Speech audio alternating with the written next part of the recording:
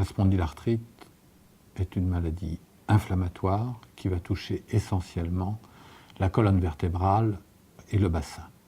Cette maladie peut toucher d'autres articulations, mais dans sa définition, c'est la forme axiale qui est la plus importante, et on appelle axiale toute la colonne vertébrale.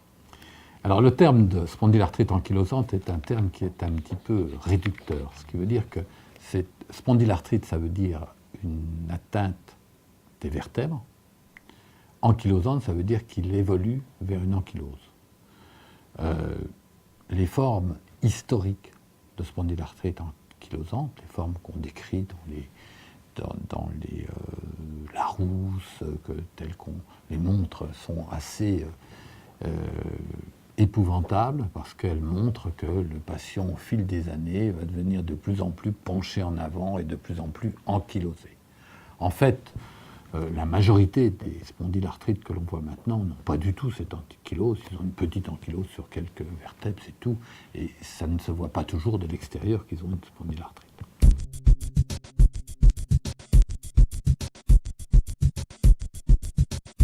La spondylarthrite va se traduire par des douleurs. C'est essentiellement des douleurs inflammatoires, c'est-à-dire des douleurs qui vont faire mal pendant la nuit et qui vont réveiller le malade la nuit.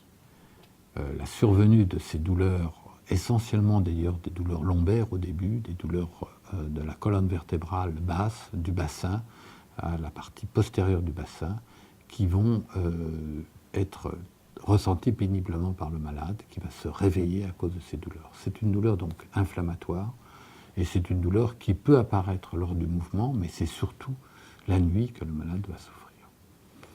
C'est le premier symptôme. Par la suite, il y a d'autres symptômes qui peuvent apparaître. C'est une certaine limitation des mouvements de la colonne. La personne va avoir du mal à se pencher en avant ou va avoir des douleurs lorsqu'elle va mobiliser sa colonne vertébrale.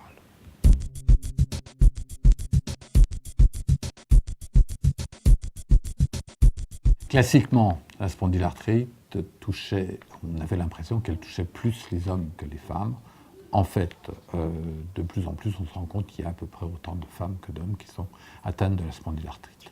Alors maintenant, à quel âge survient cette spondylarthrite? Et ça, c'est un élément important.